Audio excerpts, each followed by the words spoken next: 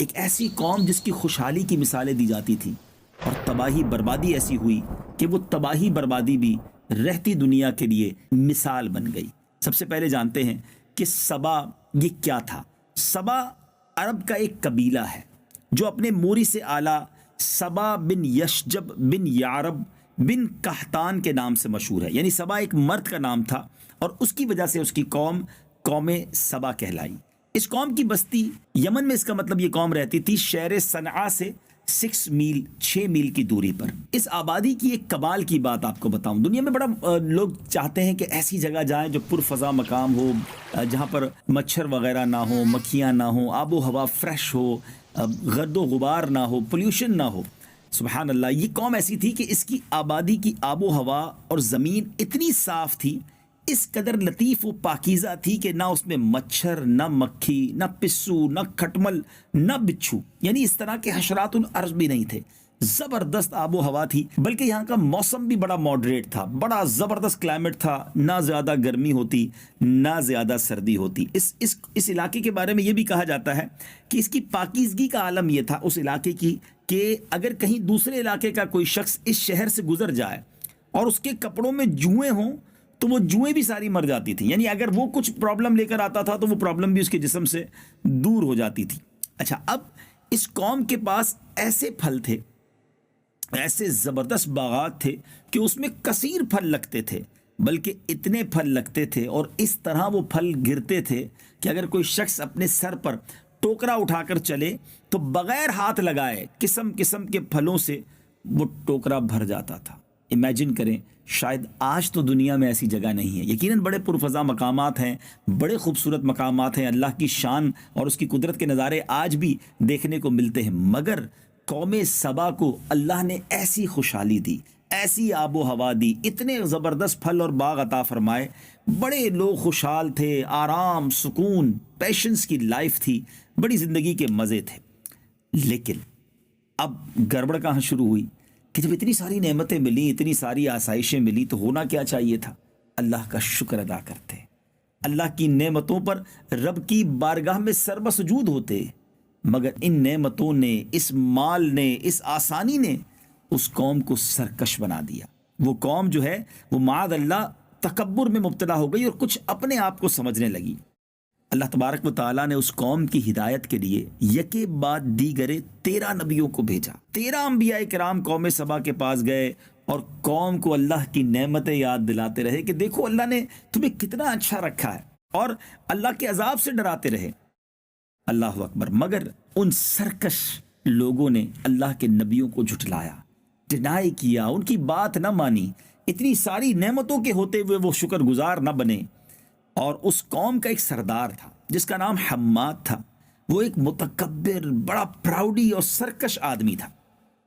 اس کا ایک لڑکا تھا، اور اس کا جب لڑکے کا انتقال ہو گیا تو اس نے آسمان کی طرف تھوکا، معاذ اللہ، یعنی اپنے کفر کا اعلان کر دیا، اللہ سے بغاوت کا اعلان کر دیا، اور اعلانیہ لوگوں کو کفر کی دعوت دینے لگا، اور جو کفر سے انکار کرتا اس کو قتل کر دیتا۔ اللہ عز و جل کے نبیوں سے نہایت بے ادبی، تکبر اور پراؤڈ والے لہجے میں کہتا کہ آپ لوگ اللہ سے کہہ دیجئے کہ وہ اپنی نعمتوں کو ہم سے چھین لے۔ آپ ڈراتے نا ہمیں کہ نعمتیں چلی جائیں گی اور یہ اللہ نے دی ہیں، ہم شکر نہیں کریں گے تو چلی جائیں گی، تو آپ کہیے رب سے وہ چھین لے ہم سے۔ یعنی وہ یہ سمجھنے لگا تھا کہ یہ سب کچھ ہمارا ہے، اللہ کا نہیں ہے۔ معاذ اللہ، کیسے چھینے گا؟ کیسے جائے گی یہ ساری مال و دولت، یہ آسائشیں، اتنی اچھی آب و ہوا؟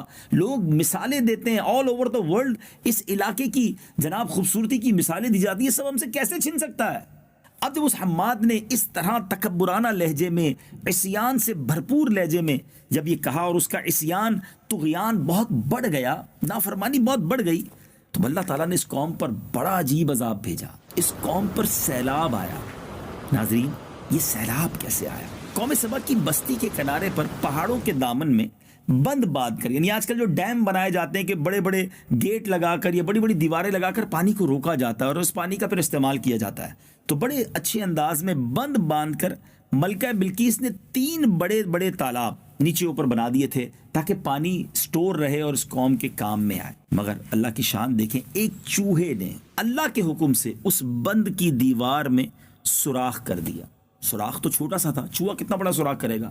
مگر اب وہ سوراخ بڑھتا رہا بڑھتا رہا بڑھتا رہا پانی کے پریشر سے، اور ایک بہت بڑا شگاف بن گیا، اور اس کے بعد بند کی دیوار ٹوٹی، اور ناگہاں بڑی تیزی کے ساتھ ایک بڑے ریلے کی صورت میں وہ سیلاب جو ہے اس بستی میں آ گیا۔ لوگ سکون سے گھروں میں بیٹھے تھے، چین کی بانسری بجا رہے تھے، کوئی ٹینشن نہیں تھی کہ اچانک ایسا سیلاب آیا کہ اس کے دھاروں نے اس بستی کو غارت کر دیا۔ ہر طرف بربادی اور ویرانی کا دور دورہ ہو گیا۔ جب یہ سیلاب آیا تو ساری مال و دولت، سارے باغات، سب کے سب اس میں غرق ہو گئے۔ اتنا زبردست سیلاب تھا کہ پوری بستی ریت کے تودے میں دفن ہو گئی۔ یہ قوم تباہ و برباد ہو گئی، اور اس کی بربادی ایسی ہوئی کہ پہلے اس قوم کی مثال خوشحالی کے ساتھ دی جاتی تھی، اور اب یہ قوم رہتی دنیا کے لیے بربادی کی مثال بن گئی، ایگزامپل بن گئی کہ دیکھو قوم سبا کیسے برباد ہوئی تھی۔ پھر ہوا کیا؟ عمدہ اور لذیذ پھلوں کے جو باغات تھے ان کی جگہ جھاؤ اور جنگلی بیروں کے خاردار اور خوفناک جنگل اگ گئے، اور یہ قوم عمدہ اور لذیذ پھلوں کو ترس گئی۔ اللہ اکبر! اس قوم کے بارے میں آتا ہے کہ ان کے خوبصورت باغوں کو ایسے 2 باغوں میں بدل دیا گیا جو کڑوے اور انتہائی بد مزہ پھل والے تھے۔ اس میں جو لوگ یعنی ان پھلوں کو کھا بھی نہیں سکتے تھے، ترس گئے کہ وہ قوم جس کے درخت پھلوں سے لدے رہتے تھے لذیذ، اب وہ کڑوے پھلوں والے درخت اور باغات بن چکے تھے۔ اس واقعے کے بارے میں علامہ احمد ساوی علیہ رحمۃ اللہ تعالی علیہ فرماتے ہیں کہ اس واقعے کو بیان کرنے سے مقصود پیارے آقا علیہ الصلوۃ والسلام کی امت کو نصیحت کرنا، وہ ان کے انجام سے عبرت حاصل کریں، اور اللہ تعالیٰ نے انہیں جو نعمتیں عطا کی ہیں ان پر اللہ تعالیٰ کا شکر ادا کریں، اور اگر وہ ایسا نہ کریں گے تو انہیں بھی ایسے حالات کا سامنا کرنا پڑ سکتا ہے۔